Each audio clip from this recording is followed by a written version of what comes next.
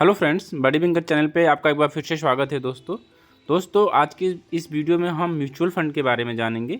Mutual fund को कैसे आप पीएनबी वन एप्लीकेशन का यूज करके अपना पैसा इन्वेस्ट करेंगे और इसको कैसे पूरा प्रोसेस करेंगे, इससे रिलेटेड आपको इस वीडियो में जानकारी मिलेगा दोस्तों।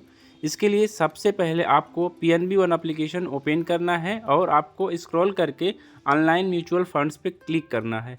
ऑनलाइन म्यूचुअल फंड्स पे क्लिक करने के बाद आपको फिजडम जो आपका पार्टनर है पीएनबी वन के साथ, इसकी मदद से आपको म्यूचुअल फंड में इन्वेस्ट करने का मौका मिलेगा दोस्तों। जब आप इसको फिजडम सॉफ्टवेयर पे जाते हैं तो यहाँ पे स्क्रॉल करके सबसे हम नीचे आएंगे जहाँ पे अकाउंट लिखा हुआ है दोस्तों। अकाउंट पे हम क्लिक करेंगे। अकाउंट पे क्लिक करने के बाद हमको सबसे पहले अपना केवाईसी कंप्लीट करना है दोस्तों। अकाउंट पे क्लिक करने के बाद हमको कंप्लीट केवाईसी का ऑप्शन दिखाई देता है दोस्तों। यहाँ पे हमको सबसे ऊपर कंप्लीट केवाईसी पे क्लिक करना है। इसके बाद हमको अपना पैन वैलिडेशन करना है। पैन वैलिडेशन के लिए हमको यहाँ पे अपना पैन नंबर डालना होगा। पैन नंबर डालने के बाद टर्म एंड कंडीशन पे क्लिक करेंगे और कंटिन्यू ऑप्शन पे क्लिक करेंगे दोस्तों। केवाईसी अगर इस यहाँ से कंप्लीट हो जाता है तो ठीक है, अदरवाइज वीडियो के लास्ट में आपको अदर ऑप्शन भी बताऊंगा कि कैसे आप वहाँ केवाईसी जाके कंप्लीट कर सकते हैं, फिर पीएनबी वन में आके आप डायरेक्ट इन्वेस्टमेंट कर सकते हैं म्यूचुअल फंड में।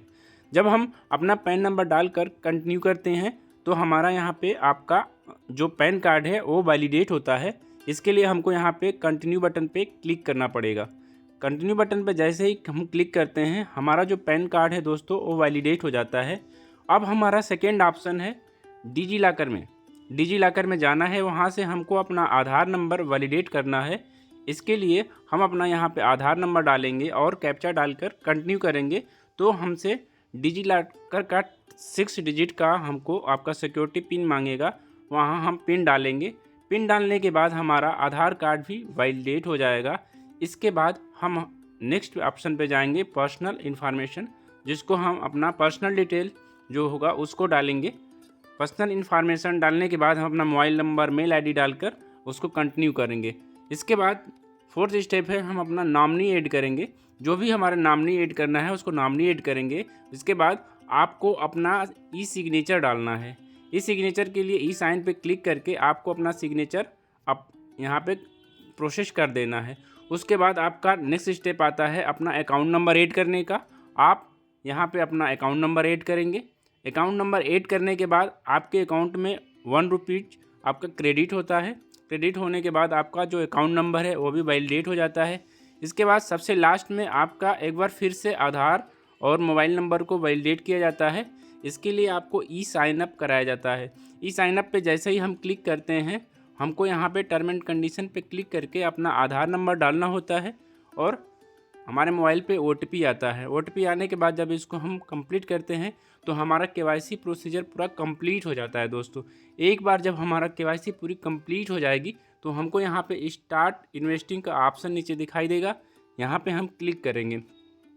जब हम इस पर क्लिक करेंगे दोस्तों तो हमको हाई ग्रोथ फंड्स का एक ऑप्शन दिखाई देगा, उस पर क्लिक करेंगे। यहाँ पे क्लिक करेंगे तो आप देखेंगे कि यहाँ पे एसआईपी और लमसम दोनों ही ऑप्शन दिया हुआ है।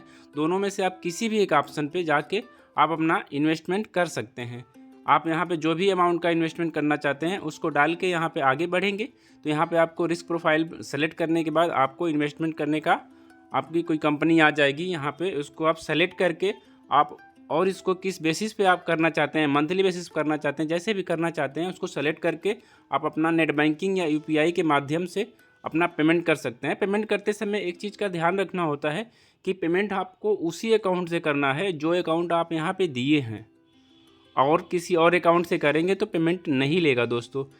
जैसे ही आपका पेमेंट सक्सेसफुल होगा आपका जो इन्वेस्टमेंट है म्यूचुअल फंड में हो जाएगा, चाहे आपका एसआईपी बेसिस पे हो या फिर लमसम बेसिस पे हो। दोस्तों ये तो रहा आपका पीएनबी वन के मदद से आपका केवाईसी कंप्लीट करने के बाद म्यूचुअल फंड में इन्वेस्टमेंट का। लेकिन केवाईसी अगर आपका यहाँ से नहीं कंप्लीट हो रहा है, फिजडम सॉफ्टवेयर से नहीं कंप्लीट हो रहा है, तो आप यहाँ पे म्यूचुअल फंड में इन्वेस्ट भी नहीं कर पाएंगे। तो और भी बहुत सारे ऑप्शन हैं जहाँ पे जाके आप केवाईसी कंप्लीट कर सकते हैं, जैसे कि एनएसडीएल है। यहाँ पे आप जाके एनएसडीएल केवाईसी वैलिडेशन सर्च करिए या कैम्स करिए या फिर सीवीएल केआरए करिए।